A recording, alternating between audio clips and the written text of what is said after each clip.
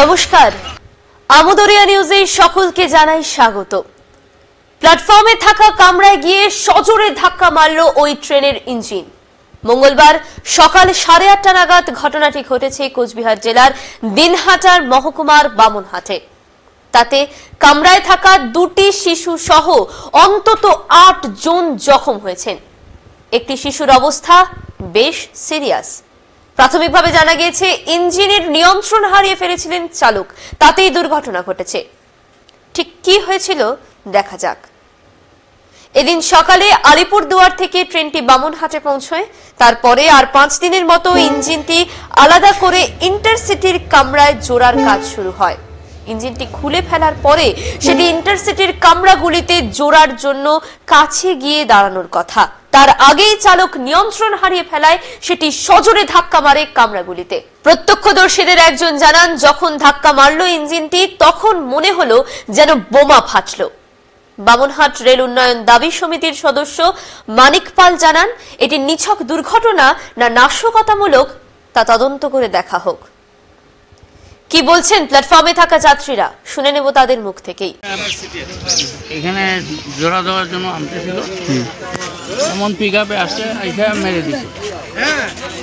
মেরে দেওয়াতে একটা বিশাল শব্দ হইল, তারপরে এটা গাড়ি চাপা টাপা ভেঙে গেছে। জায়গাতে গিয়ে মানে বড় ধরনের মানে একটা ধাক্কা লেগেছে, বুঝছেন? ওটা লাগার পরে অনেক প্যাসেঞ্জার উঠছে। ওঠার পরে তো ওদের তো মানে চোট পেয়ে অনেক মাথা ফেটে গেছে, বাচ্চারা জিব্বা কেটে গেছে, ওনাকে পরে হসপিটালে নেওয়া হয়েছে। শুনলাম বলতে আমি তখন রাস্তাতেই ছিলাম, তো হঠাৎ করে আমার কাছে ফোন আসলো যে এরকম একটা রেল অ্যাক্সিডেন্ট হয়েছে এবং সেখানে অনেকগুলো বাচ্চার মাথা টাথা ফেটেছে। এরকম একটা ঘটনা শুনে আমি চটজলদি স্টেশনে আসলাম। তো ওই মুহূর্তেই তার 10 মিনিট আগেই ঘটনাটা ঘটেছিল। তো যেটা এসে জানতে পারলাম এবং এখানকার যারা ছিলেন তখন ওই সময় তাদের কাছে যতটুকু আমি নিউজ পেলাম যে ইঞ্জিনটা যে স্পিডে এসে জয়েন্ট দেওয়ার কথা তার থেকে অধিক স্পিডে চলে আসছে এবং আসাতে এমন জোরে ধাক্কা মারে যে এই বগিতে কারা ছিল তাদের এখনও ট্রেস নেই। তারা কে ছিল বা কে ছিল না, যেটা শোনা যাচ্ছে যে আহত হয়েছেন এবং তারা হয়তোবা কুচবিহারে চিকিৎসার জন্য গেছেন, এরকম একটা খবর আমরা পেয়েছি। কিন্তু রেল সূত্রেও কোনো খবর নেই সেরকম, কারণ রেলকে তারা কেউ জানায়নি সেই বিষয়টা কারা আহত হয়েছেন। এবং 3 নম্বর, আপনি যে 1 নম্বর বগি দেখছেন, 3 নম্বর বগিতে ছিল প্রায় 6 জন যাত্রী। তারা আবুতারায় যেহেতু যাওয়ার সময় ট্রেনটা আবুতারায় দাঁড়াবে না, ইন্টারসিটি হয়ে যাবে, যার জন্য ওরা আবুতারার থেকেই এসেছিল এবং এখানে বসে চা খাচ্ছিলেন ওই সময়। সেই সময় যখন ধাক্কাটা লাগে একটা বম্বিংয়ের মতন আওয়াজ, এখান থেকে প্রায় 1/2 কিলোমিটার দূরে আমার এক বন্ধুর বাড়ি, সে বাড়ির থেকে শব্দ পেয়েছে যে একটা বোম বাস্ট হলো, এরকম একটা পরিস্থিতি, এরকম সজোরে ধাক্কা। সেই ধাক্কা মারার পরে তারপরে তো আপনারা দেখতে পাচ্ছেন যে বগির কী পরিস্থিতি।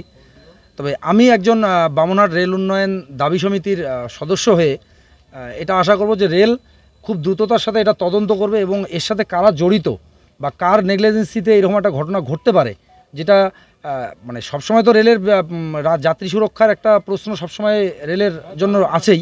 এবার বামনহাট থেকেও আমরা সেই প্রশ্নটা রেলের কাছে করতে চাই। এর আগে আমরা দেখেছি অনেক জায়গায় রেল দুর্ঘটনা ঘটলে তারা হয়তোবা দুষ্কৃতিকারী অথবা সেখানকার সাধারণ জনগণ তাদের ঘাড়ে দায় চাপিয়ে দিয়ে বেঁচে যায় রেল, যে হয়তোবা কেউ গ্যাস সিলিন্ডার রেখেছে, কেউ রাস্তার উপরে পাথর রেখেছে, যার জন্য দুর্ঘটনাগুলো ঘটছে। কিন্তু আমরা আজকে জানতে চাই রেলের কাছে যে আজকের এই দুর্ঘটনার দায় কার, আজকে কোন দুষ্কৃতিকারী এখানে এসে এই দুর্ঘটনাটা ঘটালো। এবং এই যে যাত্রী সুরক্ষা, এই যে 5 জন যাত্রী আহত, এবং আমাদের কাছে যতটুকু পর্যন্ত খবর আছে যে প্রায় ঘটনা ঘটার 2 ঘন্টা পর্যন্ত তারা কোনো রেলের তরফ থেকে কোনো সহযোগিতা পায়নি। তারা নিজের তাগিদে আমাদের বামনহাট প্রাথমিক স্বাস্থ্যকেন্দ্রে তারা গিয়েছিলেন এবং ডাক্তার দেখিয়ে এসছেন। ততক্ষণ পর্যন্ত রেলের কোনো আধিকারিক তাদের সাথে যোগাযোগ করেনি। তারা কেমন আছেন, কোথায় লেগেছে, কি ব্যাপার, সে বিষয়ে কোনো রকম প্রতিক্রিয়া তারা দেননি বা খোঁজখবর নেননি, এটাই তারাও আমাদের কাছে অভিযোগ করছে। তো সেই হিসেবে বামনহাটের রেল যাত্রী হিসেবে আমরা বলতে চাই যে এই ঘটনার পূর্ণাঙ্গ তদন্ত হোক এবং যে দোষী তাদের কঠোর ব্যবস্থা নেওয়া হোক। এখন এই পর্যন্তই, পরবর্তীতে আবারও ফিরে আসবো এমনই নতুন কিছু আপডেটের সাথে। ধন্যবাদ।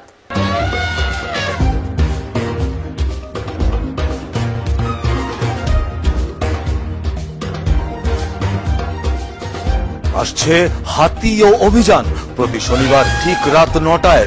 চোখ রাখুন আমুদরিয়া নিউজে। আমুদরিয়া news, voice of the margin.